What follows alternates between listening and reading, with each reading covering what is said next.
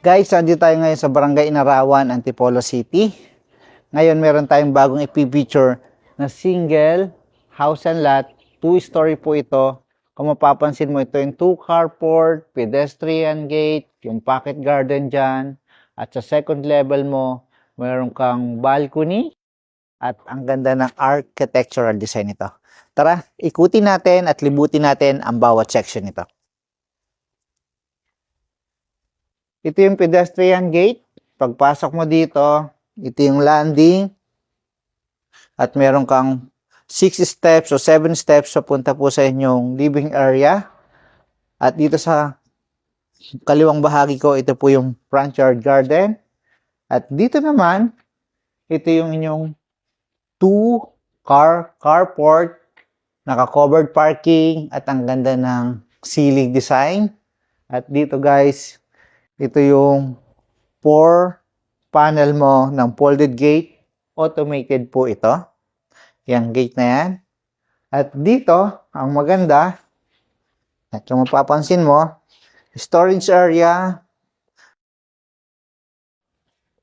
Yan, para sa mga equipments mo, para sa iyong kotse, at sa pang car wash.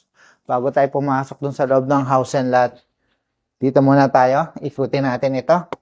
Ito, meron ka ditong 6 steps at meron ka diyang box garden.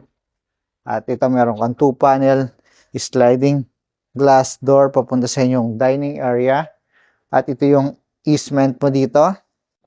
Yan, naka-tiles itong area na to. At ito naman guys, naka-landscape. Papunta tayo dito sa likod ng house and lot. Dito, ito yung service area, yung sink, ito yung door papunta sa kitchen, at dito yung laundry area, dito yung faucet, at dito guys, ito yung maid's room.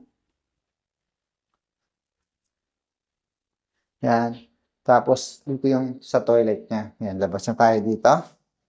At balik tayo doon sa carport at papunta sa may main door. Ngayon, ang papasukin naman natin yung loob na ng house and lot. Pero bago pumunta tayo doon, imagine mo guys, ito yung lanay area dito. Yan. Ang ganda ng hangin, maaliwalas, malamig, at greenery yung paligid mo dito. Ganda nitong subdivisions na to. Dito po sa Barangay Inarawan, Antipolo City. 24/7 security. At peaceful ang paligid po. At malamig. Yan. Hanggang dito, ang lakas ng hangin. No? Kung mapapansin nyo po yung halaman natin dito. Yan. Sayaw siya ng sayaw. Kasi, ganda ng ano ng hangin. Ng ampas ng hangin dito. Kahit dito sa area na to, makikita mo yung city skyline, yung mga tower doon, saka yung mountain. Ganda. Yan, meron ka ditong vertical steel slat partition mo dito sa porch area at yung carport. At guys, ito na yung huge main door with automated lock door. Papasok tayo sa loob. Pagpasok mo, siyempre, ang unang bubungad sa'yo, itong living area, na dito ka maglalagay ng yung couch pa L type of couch mo, bagay na bagay. Tapos center table dito. Tapos makikita mo guys, imagine mo ang ganda ng ceiling mo. Ang ganda ng cove light. May modern light design ka na dyan. May mga pin light. At pag humarap ka naman dito sa kaliwang bahagi, ito naman guys, yung mga awning window. Yan. Fixed window. Kitang-kita mo yung front yard garden. At dito, yan, meron ka na dito bench na upuan talaga dito. Tapos, ito may libre o kasama ka ng drawer. Ito yung drawer mo. Yan, so close. Ikot ka dito sa side na to. Next naman natin, yung dining area. Pero bago tayo pumunta doon, yan, meron ka ditong hang cabinet na. Tapos ito yung open shelving. Dito lang yung sa TV mo. At guys, ito yung may shelves ka dito. Tempered glass. Tapos wide solid surface itong area na to. At next natin, itong dining area. Imagine mo. Pero kung ganito ka, gandang space ng dining area, pwede ang round or rectangular table. Kahit saan mo ipwesto, maganda pa rin. At dito, may mga windows ka para kita mo yung parking area doon. At dito, ito yung nabanggit ko sa inyo kanina. Ito yung lanay area. Yan. Pag lumabas ka, ang ganda ng paligid at yung hangin, mafe-feel mo talaga. Nadadampi sa mga balat mo. At meron kang modern light above. At next natin, kung meron kang magandang living area, dining, imagine mo naman. Tingnan mo naman kung gaano kaganda at kalawak yung kitchen. Diba? Sa mga ilaw, talaga ma-amaze ka. Ganda ng pagkakapili ng mga ilaw nila dito. At yung countertop mo dito, ito yung magiging breakfast nook or island countertop. Lagay ka lang dyan ng 2 o 3 table. Yan, pwede ka nang mag-breakfast dito. And then pag nagpi-prepare, ganda mag-prepare dito sa area na to. Kasi malapad yan, tapos malawak ang area na to. Tapos dito yung range hood at ito yung cooktop. Yan, naka-ready na para sa cooktop kasi meron siyang marker para sa lalagyan. Tapos dito yung mga cabinet ka dito. Ito yung pwede yung oven mo sa area na to. At continue tayo dito guys. Dito po yung cabinet at dito yung sink. Yan. Ito yung cabinet. Yan. Ganda. Maganda yung cabinet niya. Tapos dito naman guys yung 2-door refrigerator mo na may cabinet sa taas.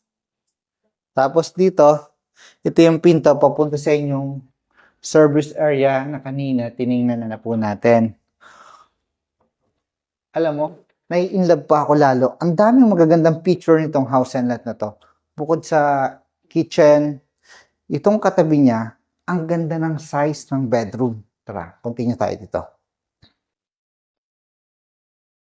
Ito, ang lawak niya. Yan, itong ka sa side na yon, makita. Ito yung cabinet ha. Tapos, meron ka pa ditong, ano to? Guys, storage area. May storage area ka pa dito. Yan, ang ganda nitong size ng room dito sa ground floor. Pwedeng pang elderly o guest room. Ganda. Tapos next natin, yung toilet and bathroom. Siyempre, yung sink, American Standard. Tapos yung toilet. Maganda itong toilet na to. Itong American Standard na toilet nito. Yan, automatic din to na ano eh. Lumalabas yung tubig dyan. Tapos dito naman yung shower. Tapos ito yung shower enclosure. Full tiles siya. Labas na tayo dito sa bedroom na ito. Next natin, may hidden door for the powder room. Pero bago tayo pumunta dyan, guys, ito, mayroon kang drawer dito. Yan. Sa ilalim ng hagdanan po ito. Lagayin mo ng mga sapatos o ibang klase ng mga gamit. Tapos ito yung powder room. Yan sa area na yan. Yan guys, nakita ko nga ang galing. Storage hanggang dito yan sa ilalim ng hagdanan, no? Ang dami sa mga storage area dito. Saka lahat ng bawat section, hindi iniwanan na naka-open lang siya. Nilagyan pa rin ng mga cabinet. Para yung bibili nito, yan, gagamitin na lang.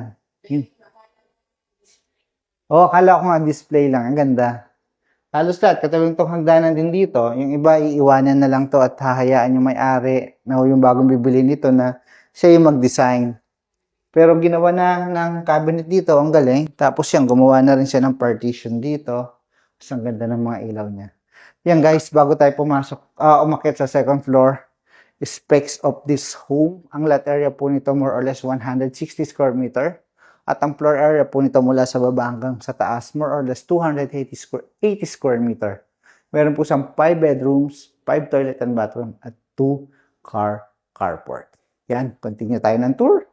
At ito yung steps mo, solid wood.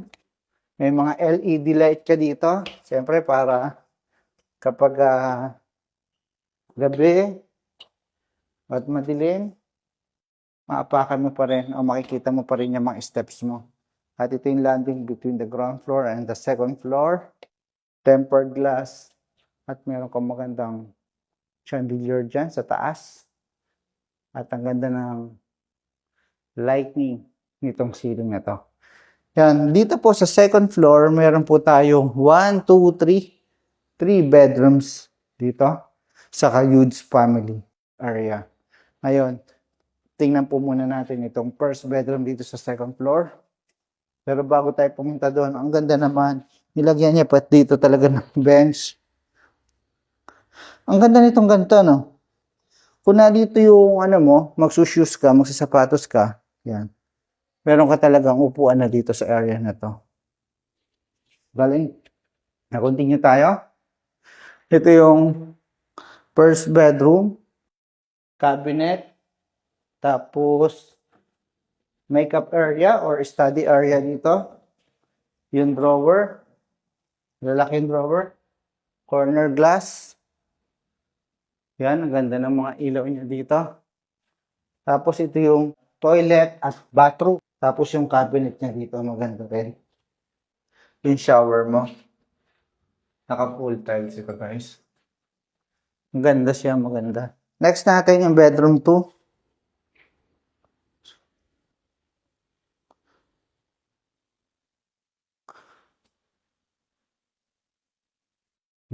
Corner glass. Tapos ang ganda ng view, nakikita mo yung mountain dun sa area na yan. Tapos dito, ito naman yung cabinet natin. Saka makeup area dito sa area na to. At ito naman yung toilet at bathroom. Ito yung shower. Galing. Yung mga materials na ginamit, halos pare-parehas dun sa mga ibang toilet na tiningnan natin. Yan guys, ito yung hallway. Habang naglalakad ka, mafe-feel mo, wow, ang ganda naman ng ano, napaka simple, maliwalas, tapos ang ganda ng mga ilaw niya dito. At ito naman po yung master bedroom. Tara, continue tayo sa master bedroom.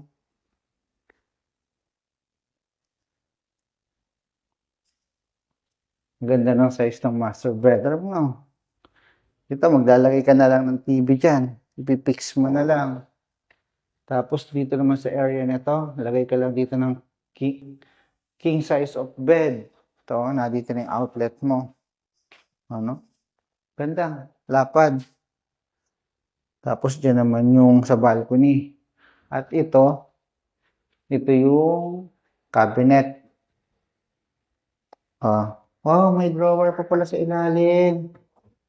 May drawer pa pala siya, oh. Yung cabinet.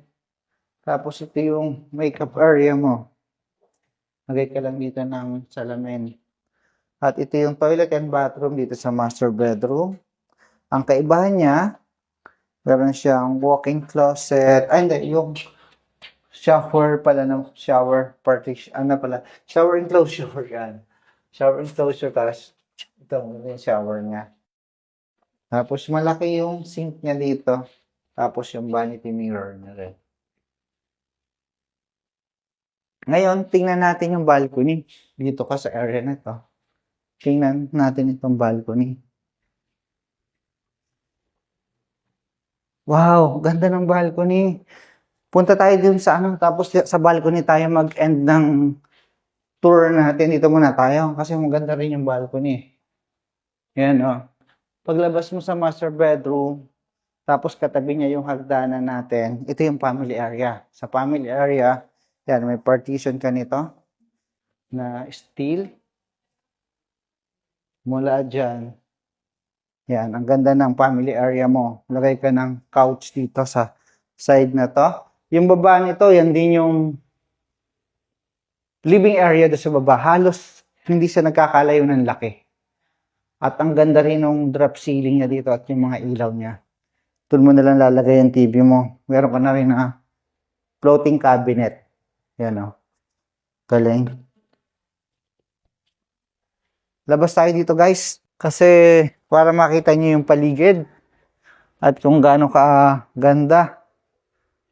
Yung paligid dito. Tingnan mo doon. Sobrang tataas ng mga puno. Green na green. Yung dito, green na green din. At may sulyap ka dito ng city skyline. Doon sa area na yan. Yan guys, naikot na natin ang bawat section ng house and lot. Mula dun sa ground floor. At dito naman po sa exterior ng property. At dito sa second floor, nakita na rin natin ang bawat bedroom at toilet and bathroom. Bago tayo matapos ng ating tour, recap tayo. Ang lot area po nito is 160 square meter. Ang floor area is 280 square meter. Meron po siyang 5 bedrooms, 5 toilet and bathroom, at 2 car carport. Location po nito o matatagpuan nyo po ito sa isang exclusive subdivisions dito po sa Barangay Inarawan, Antipolo City. And then ang subdivisions nito is along Marcos Highway.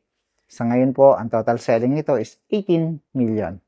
Sana po nagustuhan itong bagong pinicture ko na property dito po sa Rizal area. And please don't forget to like, subscribe, and hit the bell button for notification para lagi kayong updated sa mga bagong pinicture na property dito po sa Metro Manila and Rizal area. Thank you and God bless. Kita po tayo sa susunod kong video.